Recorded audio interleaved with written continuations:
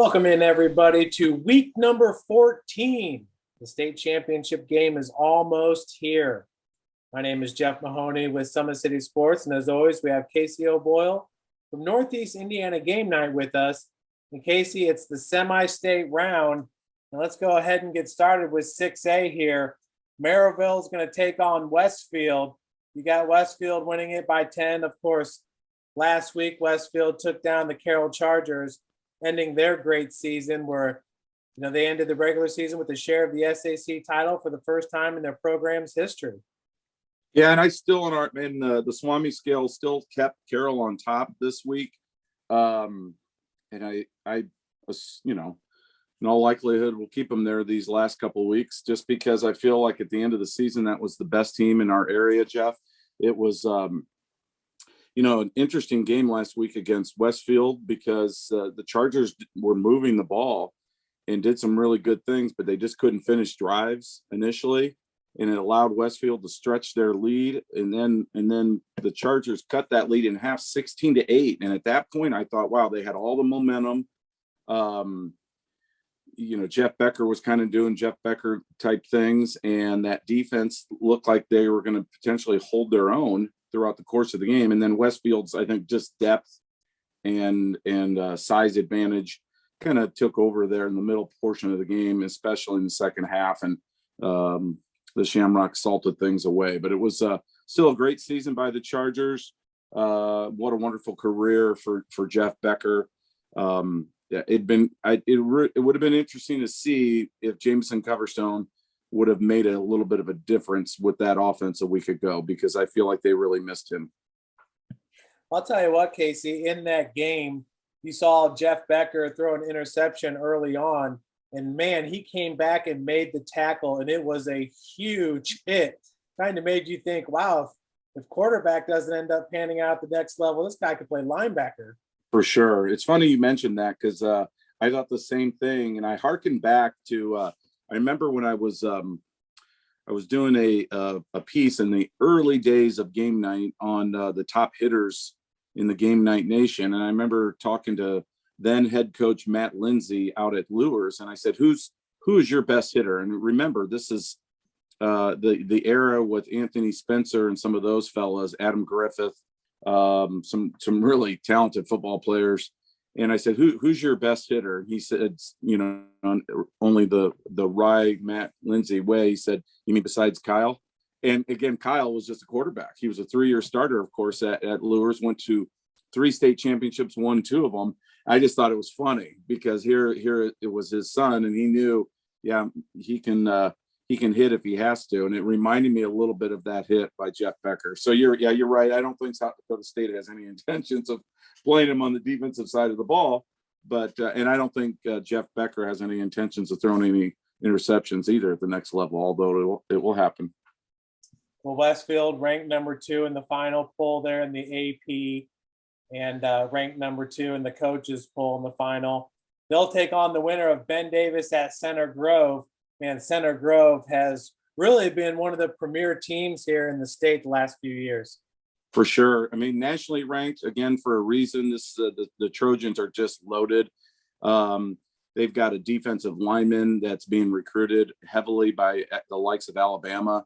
So this is a really talented program. It's interesting to see how things have changed. The landscape's changed down in Indianapolis. I mean, we got so accustomed to Carmel and Warren Central and Ben Davis being there year after year in the state championship game. Now Center Grove has kind of pushed those 3 aside and has really become the dominant power in the state of Indiana. This is, again, a talented team. They beat Ben Davis, I believe, by, I want to say 24 or 27 points during the regular season. I think this is another relatively easy victory for Center Grove, and they're more than likely to have that matchup against Westfield in the 6A state title tilt.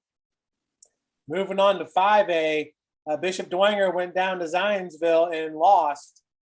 And Zionsville now is going to take on Michigan City. So it stings a little bit more knowing about Michigan City winning, because Dwenger would have hosted Michigan City. But in that game right there, you have Zionsville winning it by 3. Yeah, I like what Zionsville did last week. Man, they were really physical. The Saints just didn't look like the same team that they were a week earlier in that big win against Snyder. Jeff, I mean, we both thought Bishop Dwenger would be. Um, we weren't predicting a huge win by any means. I had the Saints in an upset special by one, but I certainly thought they would compete at a higher level, and they just weren't in that game really throughout. They just struggled to run the ball. There was at one point, I feel like they only had maybe 25 rushing yards. Might have ended with that. Might have ended with 25 net rushing yards. Again, a lot of that is sacks. That was a little bit misleading. And the key to me, the Eagles were able to get pressure with three guys, three down linemen, and they wreaked havoc on the Saints offensive line. And consequently, Bishop Dwenger just really couldn't get anything going offensively. So credit Zionsville. I mean, that to me is a really, really good, solid team. It's a bigger school, I believe, than Bishop Dwenger. I think it's probably closer to a 6A, and Dwenger probably should be a 4A. But not to make excuses for the Saints. I'm sure they were very disappointed in their performance and what turned out to be a pretty lopsided affair. Yeah, that first drive when Zionsville just marched right down the field. I mean, what a great game by that Gage Banker, who ended up with 242 yards and 2 touchdowns. Yeah, it was a statement drive for sure, Jeff. It was a statement drive, and you could almost see after 2 or 3 possessions by both teams, this was going to be an uphill battle for the Saints. So you got Zionsville winning it by 3. Then New Albany's taking on Cathedral. You got Cathedral by 31. Yeah, and then secretly I'll be rooting for New Albany.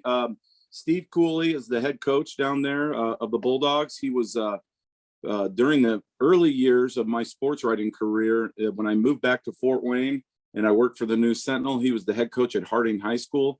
I don't know if he was part of GameNight or not. I'd have to look that up, but it was in the mid 90s for sure. He was just here for a brief time, and I really like Coach Cooley, just really a player's coach.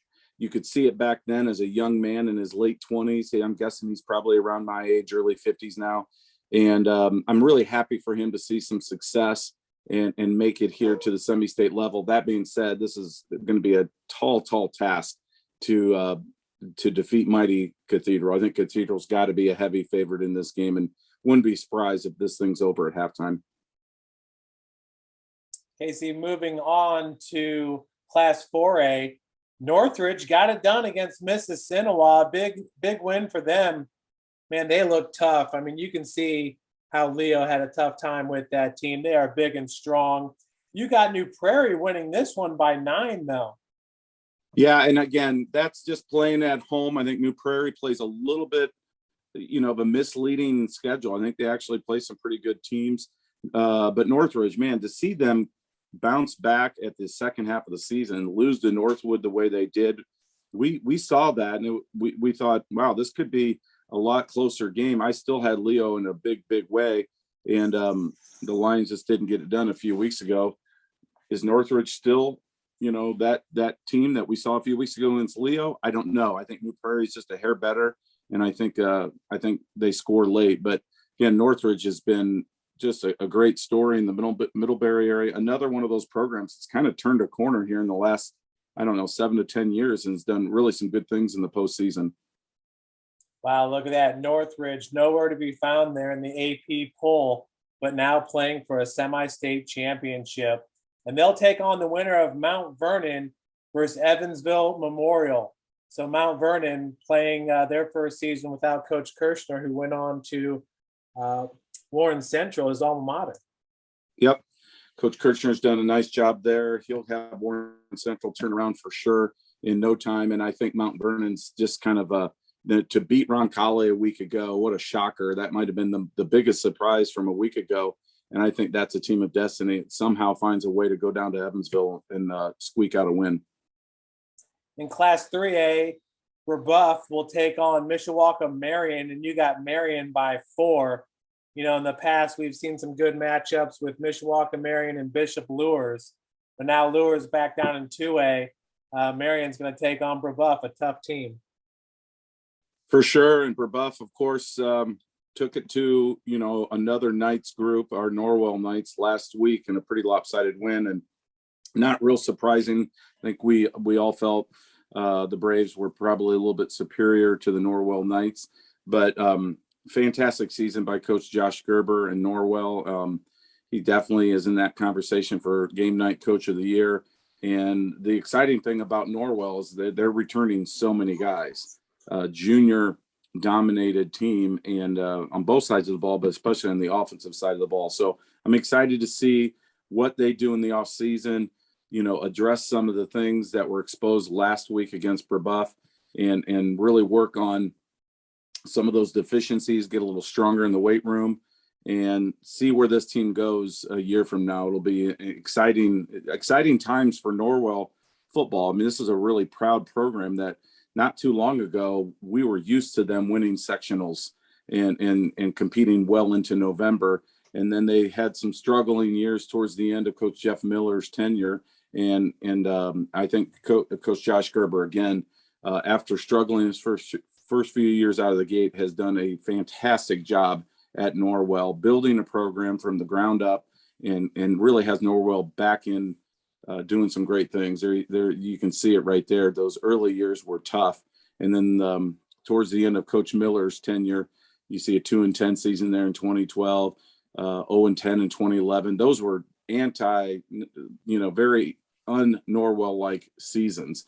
And then you go back, great, 2006, of course, Chandler Harnish, 14-1, special season. And so it's been fairly inconsistent, if you will, the last 15 to 20 years for Norwell. But again, there is some tradition there, and Josh Gerber has tapped into that. And I'm excited to see Norwell football in 2022. In Tri-West, they're going to take on Gibson Southern. So Tri-West looking for another state championship. They got one back in 2014. Yeah, and I don't know a ton about either of those teams. I do know Gibson Southern's lone loss was to South Warren out of Kentucky, and otherwise they've beaten everybody else from Indiana, so that's why I give them an edge. That's good enough for me, Casey. Moving on to 2A, Andrean, they're going to travel from the region to take on Eastside. Eastside's undefeated at 13-0, and the Blazers are coming off their first regional championship in school history, having beaten Eastbrook, a team they lost to in 2019 for a regional title, and that was Laban Davis's sophomore year. Yeah, Laban Davis has had a tremendous career. We've talked a lot about, Jeff Becker at Carroll and Carson Clark at Lures. Laban Davis equally has been just such a mainstay at the quarterback position for the Eastside Blazers. He's going to be impossible to replace, needless to say. And he just does so much for that team. And I'm excited to see him in this contest against Andrean. Andrean's a really talented defensive team. Drake Bowen, of course, the 5-star linebacker who recently committed to Notre Dame, is a junior. Again, heavily recruited by Clemson and Alabama. I mean, everybody wanted this kid. He chose the Irish to stay close to home. I'm excited to get a peek at him against one of our local teams. He also runs the ball, does Drake Bowen. So they'll have to contain him on the other side of the ball. But I still think Eastside is a bit of a team of destiny. I don't think they're satisfied with last week's win or the big win 2 weeks ago against Bishop Lures. I think they know this is again, I hate to say it, a once in a generation senior class, and you have a once in a generation quarterback in Laban Davis. They want to make sure they go out with their best foot forward. I think playing this game at home is huge. I know you guys are going to be out there. I can't wait to watch it. And I'm taking Eastside by a touchdown. Casey, talk about that. Laban Davis is just a true leader, and hats off to you because you pointed this out early. Obviously, last year, you really got accustomed to know what this kid's capable of. Then earlier this year, you were calling him possibly the MVP of the area, and it looks like he's definitely the Northeast Indiana Game Night Player of the Year. But Casey, he's rushed for over 2,000 yards this season, 2,152. The old record was held by P.J. Dean back in 2014, a great running back. Went on to have a fantastic career at St. Francis, winning national championships. PJ had ran for, I believe, a season high. It was a little over 1,500 yards. But just speak about the maturation process of Laban Davis. Oh, he's unbelievable talent. I mean, the fact that he doesn't have more offers, maybe he's not your prototypical passing quarterback, but what he does with his legs and his toughness and his leadership, there's certainly got to be some schools, whether it be a Grand Valley State or some MAC schools, that can find a way to get him on the field. If not at quarterback, maybe at safety, because he's a winner. And I love the fact that he's, he doesn't over promote himself, but yet he's engaging. He's, he'll play around a little bit on social media, but it's not all about me. He wants to win a state championship his senior year for his school. And he's that kind of kid. And I think Coach Mason will tell you he's a special talent. He's, his numbers, speak for themselves. I mean, PJ set those marks as a running back. This is a quarterback that's setting rushing records. Oh, and by the way, he's throwing for 1,500 yards as well. So just a remarkable season, and to cap a remarkable career. I still feel like, let's go ahead, Eastside. You're right there. Go ahead and get one more. Get down to Lucas Oil, and let's see what things look like a week from now, the day after Thanksgiving or the weekend of Thanksgiving. And how cool would that be for that community to see the Blazers? I got to pull up my helmet again. I don't know how Laban's doing it. You want to pan back on me? I don't know how he's playing without his helmet. Look at this. Again, Coach Mason, I'm convinced, pulled this off the poor kid's head and said, "Hey, Swami's coming up. I need to give this helmet to him." And so Laban had to, probably wear, grab a freshman's helmet or something. And I don't know how he does it, but I'll give it back to him at the end of the season. In the meantime, I'm holding on to that sucker. It's been a great ride for Eastside football. Let's cross our fingers that it's not over this week against a very, very talented Andrean squad, whom I think most people thought it was going to be that parochial matchup. Andrean and Bishop Luers appeared all year long to kind of be on that collision course. I think the people, including myself, assuming Luers had maybe just a little too much in terms of the speed and the athletes against an Eastside.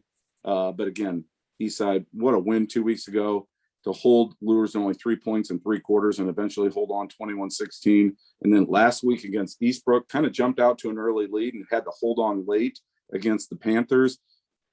To juxtapose your game plans defensively from an air attack like Bishop Luers had in the SAC, only 3 points going into the fourth quarter, and then keeping Eastbrook to 3 touchdowns in that prolific ground attack. Hats off to those coaches at Eastside. Got another tough one. Go get it done, Blazers. Talking about Eastside and looking at the stats, it seems like if Laban Davis is having an off day on the ground, Dax Holman picks him up, and vice versa. Dax Holman has been outstanding this year. He's only a junior. He was all conference as a linebacker. He also leads the team in tackles with 80 tackles and 11 tackles for a loss. Eastside had 11 guys make all conference, rightfully so, winning the conference title outright. Their 16th conference championship.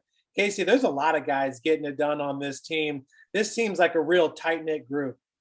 For sure. And they've got a sophomore lineman, the Siebert kid, who Todd Mason told me just the other day, he may be their first Division I recruit, which is saying something because they've won a ton of football games here lately. He's a big, talented offensive lineman. Is that Dax Dane Holman, Siebert? Dane Siebert, yes.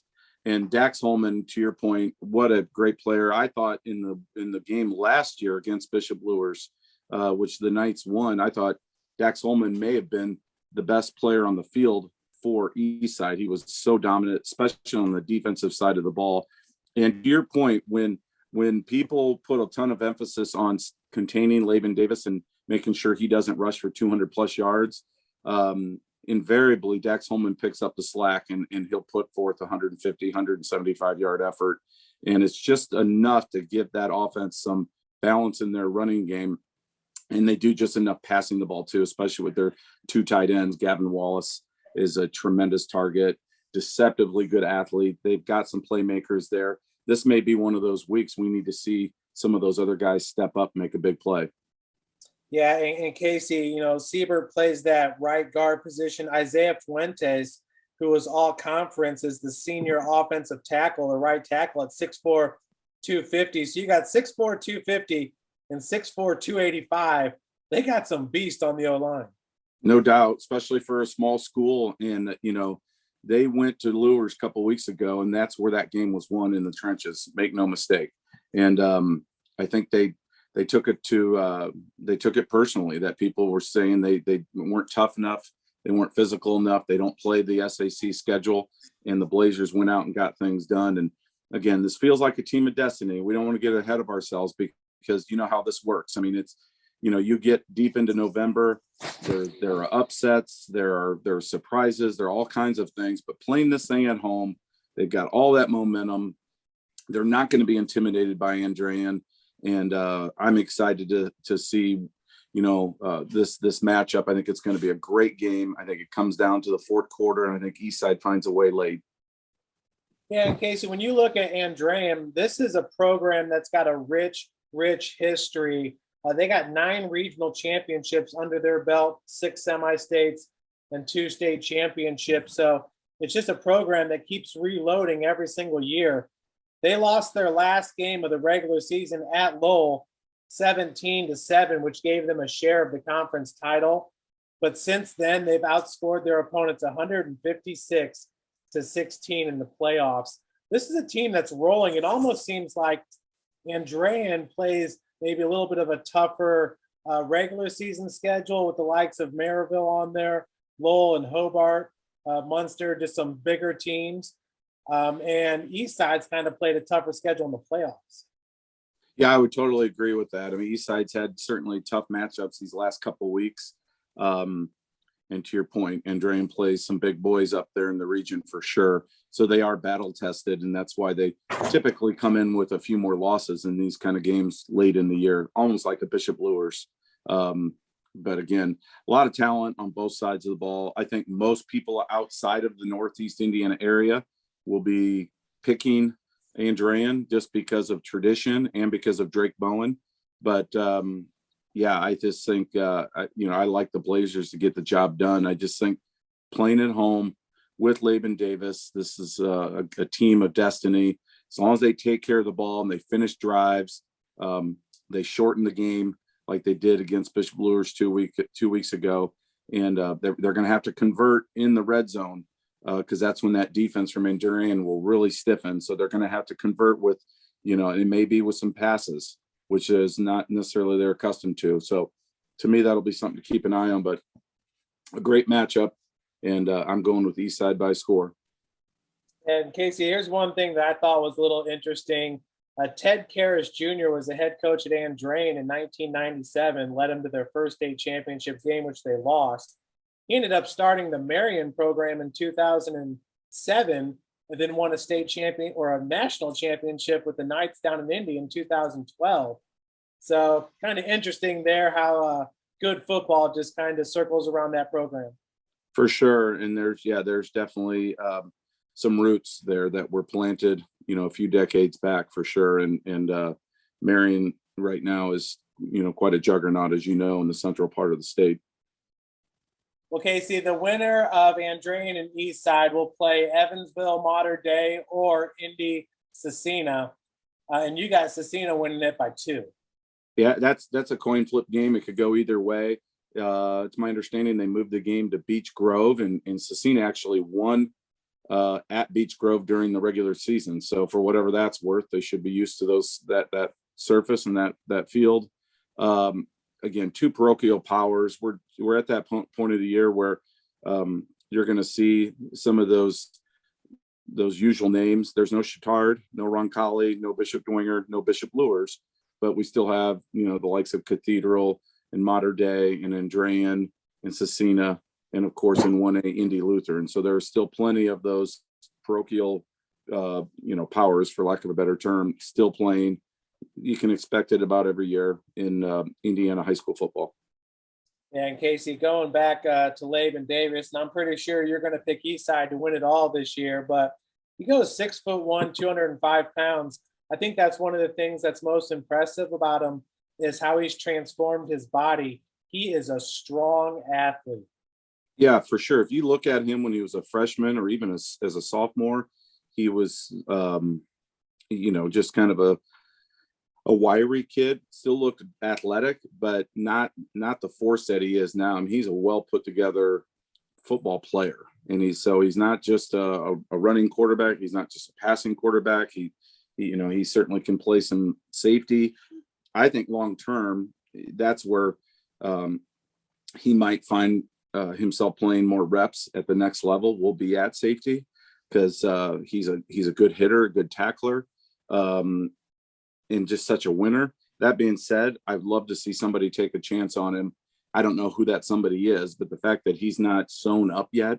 I know the COVID year has been, or COVID 2 years now, has really wreaked havoc on recruiting with the transfer portals and all that kinds of stuff. It's made things really difficult on kids. I talked to Carson Clark just the other day, had a real nice conversation with Carson, and he talked a little bit about that. It sounds like Grand Valley State up in Michigan is considering him to play quarterback and maybe even a package deal with Brody Glenn. That would be pretty cool. I think there's still an outside chance he could be a preferred walk-on at like Purdue, and he's been a Purdue fan his whole life. And then there's smaller schools, of course, that are in the mix. And it just, you just can't help but think if we didn't have the COVID restrictions and all the kids that in college are retaining an extra year. That's what ultimately has happened here is there's a backlog. And you think about this year's senior class and last year's senior class, what that's done to recruiting, what's that done to those kids? It's really unfortunate because I believe some of these guys would have already been signed, sealed, and delivered by Thanksgiving weekend in 2021, Jeff. And so it's unfortunate that a lot of them now are scrambling to find that next place. But Carson Clark did confirm to me that he's going to play college football. So, some of these guys just pack it up when their senior season shuts down. He said, no, I'm playing somewhere. So it'd be exciting to see where he lands. Brody Glenn, some of these other guys, Laban Davis, want to see somebody come out and say, we're going to take a chance on this kid because he's a winner. And I don't think they're going to go wrong if they do. Well, I was happy to hear that Davis did take an official visit to Indiana Wesleyan, which is really becoming an up-and-coming, almost, you can kind of see it where they're going to be in the mix with the Marians and the St. Francis as NAIA power. No doubt about it. Somebody's going to, again, Wesleyan is a great place, a young, new program that's just starting to flourish. And you're right, Jeff, it's going to take off if it hasn't already. Somebody's going to get a great player. And there's tons of them out there. And maybe when we do our season recap, at the end of December, we can talk a little bit more at length about that. By then, hopefully some of these guys have some of these offers and they know where they're going to play next year. But there's a lot of them out there. And we just, rattle off a few names. Laban Davis, perhaps right at the top of the list. I mean, his numbers aren't fluky. This isn't a mistake. He's legit. And, it's funny because Joe kind of ribbed me a little bit when I said, hey, this is a kid that's going to be in the conversation until the end of the year for player of the year. And to your point, I don't want to give anything away. I think it'd be an upset if it wasn't Laban Davis at this point because of his body of work, the fact that the Blazers beat Bishop Brewers head to head. Bishop Brewers, shared the SAC championship with Snyder and Carroll. You got to factor all those things in. And but I don't want to jinx him. I don't want to get ahead of ourselves. I want to see Eastside win 2 more games. They got to win this one in front of them, get down to Lucas Oil and see what awaits them on the other side in the southern half of the state. But it's been a tremendous career and season for Laban Davis. I want to also see that kid and many others get some opportunities to play at the next level.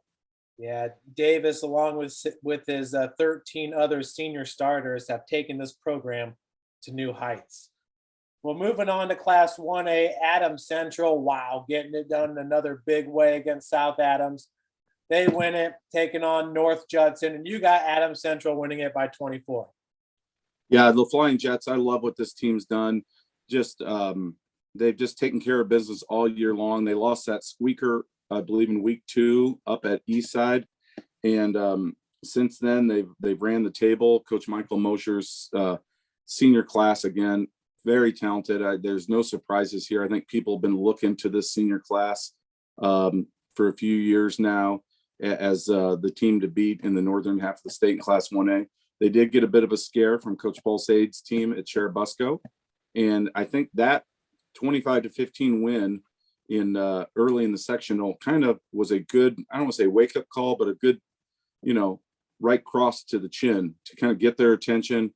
They really, really took care of business last week in a lopsided win against rival South Adams. And this, to me, appears to be a team headed to the state championship. Indy Lutheran has been pretty much consensus #1, I believe, in the state all year long, with Adams Central right there. So that's a matchup that if you would have asked me again back in the mid-August, who's going to play for the 1A state championship, I would have said Adams Central and Indy Lutheran. I don't think there's any great surprises there. These are two programs with some tradition and some athletes and tons of speed. Blake Hirely, you just highlighted what a monster game he had last week. They've got the Curry kid and the Neuenschwander kid, and it can be any one of those guys. Ryan Black, the junior quarterback, a really deceptively good runner. And this is a complete team that's healthy. And again, I think Adams Central right now, to me, feels like just clicking on all cylinders. And the weather's going to be chilly, but it's not supposed to be rainy. And I think it plays right in. They can throw the ball, but they want to run it, and they run it with so many different guys. And they're so fast on the defensive side of the ball. I just don't think they get challenged at all this week, which will set up a fantastic matchup next week against Indy Lutheran, assuming, the Saints don't get upset against Tri. And I said, try as they may, I don't think the Titans have a chance. I've got Indy Lutheran by 36. So I think both those games are blowouts. Got to be honest with you, that's the first time I've ever heard the school Tri. Yeah, me too. I thought the same thing, but it's just Tri. I don't know if they just changed their name. They were Tri Central, Tri West, Tri East, and then there's just a Tri. So I'm not sure. And people forget that Indy Lutheran is the Saints. Here all this time we thought that was a Catholic thing, right? We were gonna hoard that nickname to ourselves as Catholics. And no, Indy Lutheran said, no, we're the Saints too. So that's quite a program. I thought it was a Mardi Gras thing. That you may be onto something. Well, Drew Brees would beg to differ. So, well, Casey, I hope you enjoy all the games this week as you have all season long. For sure. And another great job with all your picks. Hopefully, maybe we'll have one more show next week if we can get 2 more teams down to Lucas Oil. Absolutely. Enjoy the game up in Butler. That's a great community. Make sure you get your green shirt. Somebody should be there. There's a trailer out in the parking lot. Go find it, get your green shirt. If nothing else, you can wear it on St. Patrick's Day. And let's go Blazers. Let's go Flying Jets. Let's get a couple teams down to Lucas Oil. Absolutely. 2 great communities there with Andrean and Eastside for sure. So going to enjoy that game. Well, that's it for week number 14, everybody. Enjoy the games Friday night. My name's Jeff Mahoney, and that is Casey O'Boyle. Thanks, everybody.